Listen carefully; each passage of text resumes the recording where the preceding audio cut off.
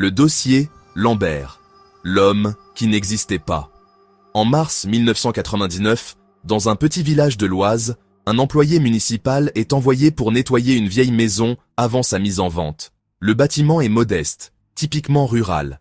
Des murs de pierre, un jardin envahi de ronces, des volets cloués depuis des années. En entrant, il est frappé par le silence. Pas de meubles, pas d'odeur de poussière. Tout semble arrangé, trop arrangé. Dans le salon, il trouve une table recouverte d'une nappe immaculée. Dessus, un seul objet, un dossier médical.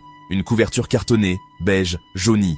Sur l'étiquette, en lettres propres, Lambert, Charles, 1963-1995, décédé. L'homme appelle la mairie. La gendarmerie arrive. Le nom, Charles Lambert, figure dans les registres du village.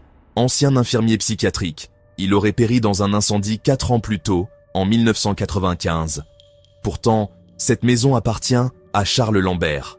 L'adresse est bien la sienne, mais le lieu est resté fermé depuis l'incendie de sa précédente habitation, à 30 km de là. Le dossier va rouvrir une enquête classée depuis des années. À l'intérieur, des feuilles soigneusement rangées. Pas de certificats médicaux, pas d'ordonnance. Juste des notes écrites à la main, dans une écriture penchée et nerveuse. Les premières pages ressemblent à des observations cliniques, descriptions de patients, symptômes, diagnostics. Mais aucun de ces noms n'apparaît dans les registres médicaux. Certains sont simplement désignés par des numéros, sujet 2, sujet 3, et les annotations deviennent de plus en plus étranges. Sujet 4 a cessé de respirer, ne pas interrompre le protocole. Les voix se calment après injection. Résultat concluant, refaire. À la dernière page, une seule phrase, écrite au feutre rouge, l'expérience continue. Les enquêteurs découvrent que Charles Lambert a travaillé entre 1985 et 1992 dans un hôpital psychiatrique aujourd'hui fermé, à Saint-Rémy. Plusieurs collègues le décrivaient comme un homme calme, discret, mais obsédé par la recherche de la guérison absolue de l'esprit malade. En 1993, il quitte brusquement son poste après une plainte d'une patiente. Quelques mois plus tard, un incendie ravage sa maison. Aucun corps n'est retrouvé. On le déclare mort par défaut. Mais dans le grenier de la maison retrouvée en 1999, la gendarmerie tombe sur plusieurs boîtes d'archives, des coupures de journaux sur des disparitions non résolues, des notes manuscrites, des photos de bâtiments abandonnés et des dessins anatomiques. Certains montrent des silhouettes humaines ouvertes avec des annotations médicales précises. 3 semaines plus tard, à 12 km du village, une jeune femme de 24 ans disparaît. Elle s'appelait Élise Marchand. Son téléphone portable est retrouvé près de l'ancien hôpital psychiatrique de Saint-Rémy. L'appareil contient une photo, une pièce blanche, vide, éclairée par une ampoule nue. Sur la droite, une table métallique.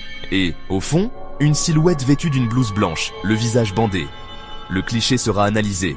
Aucune trace d'altération. Et l'ADN sur le téléphone correspond à celui d'Élise.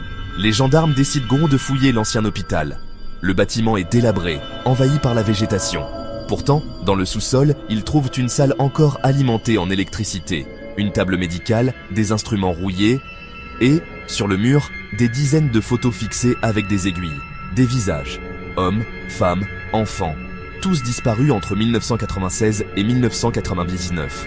En haut de chaque photo, une annotation rouge, guéri. Dans un tiroir, les enquêteurs trouvent une cassette VHS. Dessus, une inscription au marqueur, session 12. La bande montre une salle semblable à celle retrouvée. Une femme assise, tremblante. Calmez-vous, la douleur, c'est la preuve que ça fonctionne.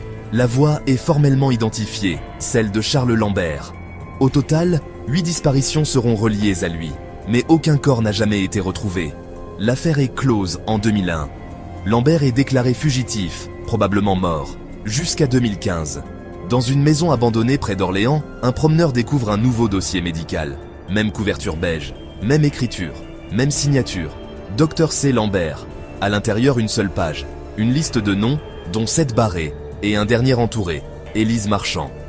En bas de la page, une date écrite en rouge, aujourd'hui. L'affaire du docteur Lambert, qu'on appellera plus tard l'homme qui n'existait pas, reste l'un des plus grands mystères médico-criminels français. Son ADN a refait surface sur 3 scènes différentes, mais son visage n'a jamais été revu. Certains anciens policiers affirment que Lambert avait découvert un moyen de prolonger la conscience au-delà de la mort. D'autres pensent qu'il n'a jamais existé, juste un nom repris par quelqu'un d'autre. Ce qu'on sait, c'est qu'à chaque fois qu'un de ces dossiers refait surface, quelqu'un disparaît. Abonne-toi pour plus d'histoires vraies et de mystères non résolus.